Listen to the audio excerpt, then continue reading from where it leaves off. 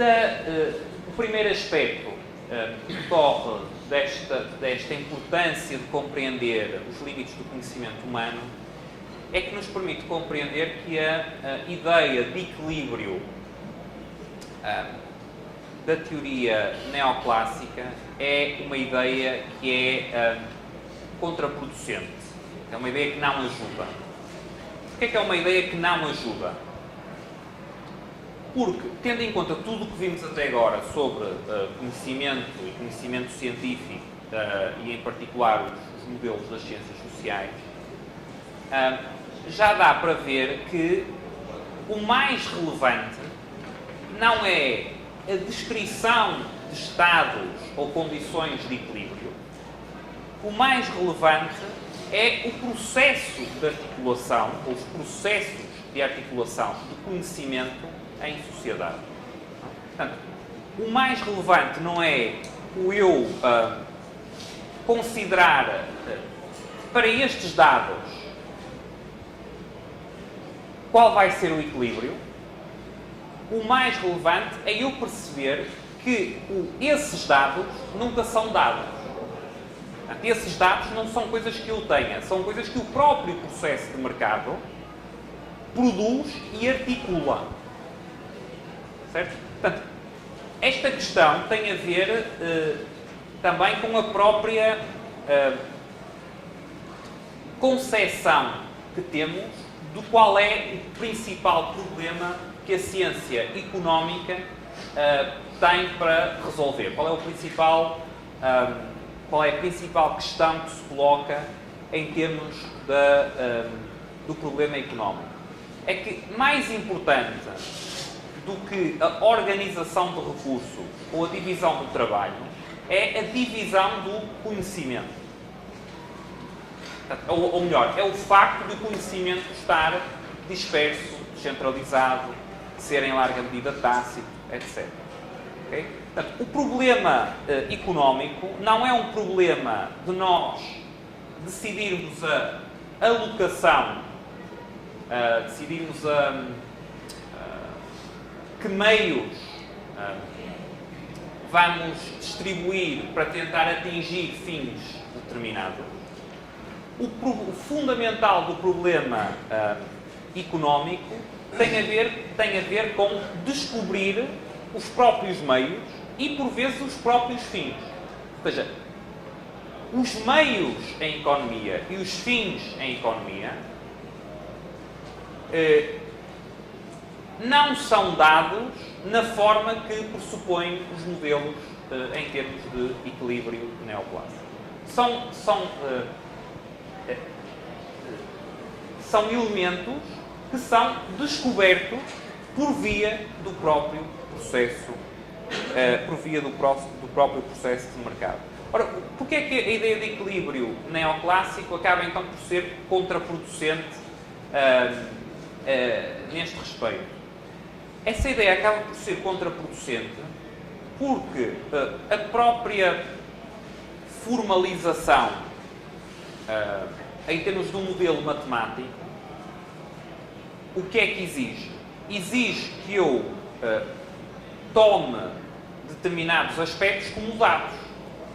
Se eu não tomar esses aspectos como dados, eu não tenho modelo matemático. Certo?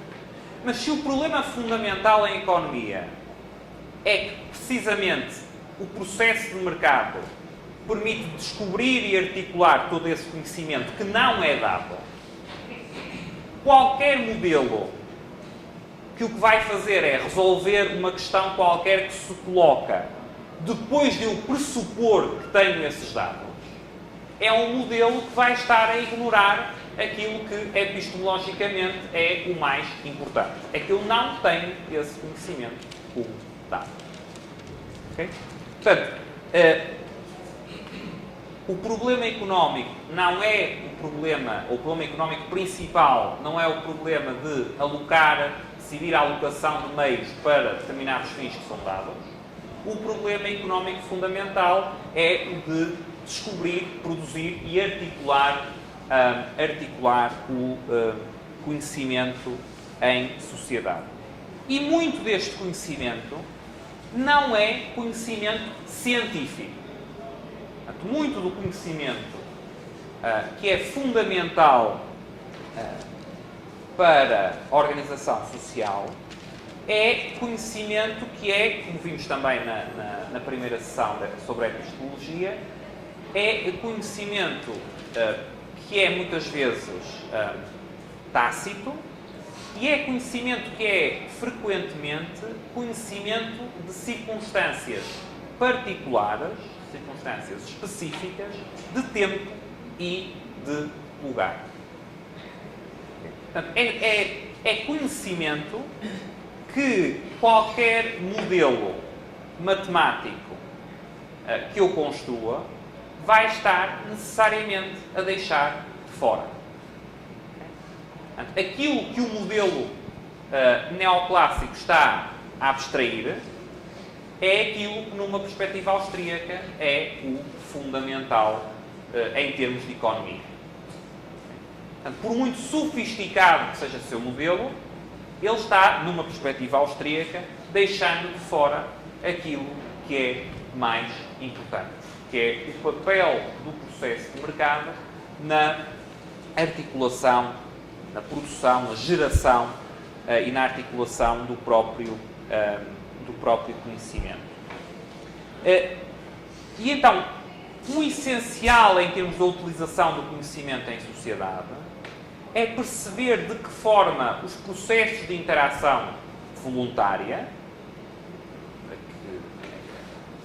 se nos circunscrevermos à esfera económica chamaríamos o mercado, mas se calhar até de uma forma mais ampla só do que o mercado, os processos de interação voluntária, de que forma eles permitem produzir esse conhecimento e fazer uso desse conhecimento.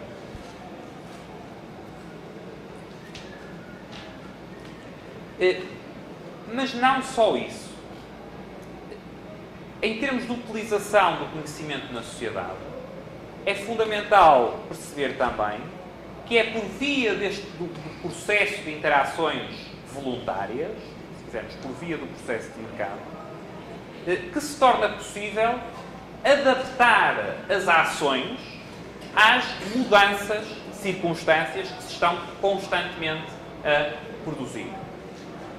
Ou seja, a realidade está constantemente se alterando, o conhecimento está constantemente se alterando, e como esse conhecimento, como vimos atrás, por várias razões, não é passível de entrar num esquema em termos de racionalismo construtivista, de entrar num plano, a única forma que eu tenho de, do ponto de vista social, coordenar as ações, permitir que as ações dos indivíduos se ajustem a esta mudança constante, a única forma disso ser possível é por via do processo de interações voluntárias ou por via do processo de mercado.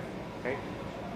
A este respeito, o exemplo que tanto Hayek como Mises mais salientam é da função dos preços. Numa perspectiva austríaca, os preços têm funções que são importantes, acima de tudo, precisamente pelo conhecimento que incorporam e pelo conhecimento que permitem gerar. Posto isto de outra forma, eu quando tenho uma subida de um preço, eu tenho aqui duas funções. Uma primeira função que eu poderia chamar uma função sinalizadora, ou seja, a subida do preço transmite conhecimento. Transmite conhecimento de que o recurso, em termos sociais, se tornou, naquelas circunstâncias específicas de tempo e lugar, relativamente mais escasso. Uma primeira função sinalizadora. Transmite o conhecimento de que, naquelas circunstâncias específicas, naquelas circunstâncias particulares de tempo e lugar, o recurso se tornou relativamente mais escasso. Mas tem uma segunda função. Essa segunda função é de, também por via do conhecimento que é transmitido, coordenar a ação dos indivíduos. Certo? O preço, um determinado movimento no preço, no caso a subida do preço, ao mesmo tempo que transmite essa informação sobre o grau relativo de escassez do bem cujo preço subiu face a outros bens, transmite também os incentivos para que os indivíduos ajustem o seu comportamento. Agora reparem, em termos de conhecimento, o facto mais importante do ponto de vista epistemológico nesta função coordenadora dos preços é que a coordenação é exercida sem que os indivíduos que ajustam suas ações tenham que estar conscientes da razão pela qual, ou das razões pelas quais o bem está mais escasso e pela qual ele deve ser economizado. Ou seja, por via do processo de mercado, neste caso por via das funções coordenadoras da ação dos preços, o que eu consigo é ter ajustamentos, milhões e milhões de ajustamentos descentralizados dos indivíduos, em que os indivíduos ajustam a sua ação sem que nenhum deles e nem um planejador central esteja sequer consciente das razões ou tenha articulado o conhecimento das razões pelas quais esse ajustamento é feito. Portanto, por outras palavras, o que este processo de interações voluntárias no contexto do mercado possibilita é que eu faça uso de conhecimento que, de outra forma, nunca poderia ser utilizado. Portanto, não só produz esse conhecimento, isso é uma primeira parte, produz o conhecimento, no exemplo que eu dei, produz os preços, mas não produz só os preços. O mesmo mecanismo possibilita que os indivíduos utilizem o conhecimento incorporado no movimento dos preços sem estarem conscientes de qual esse conhecimento é.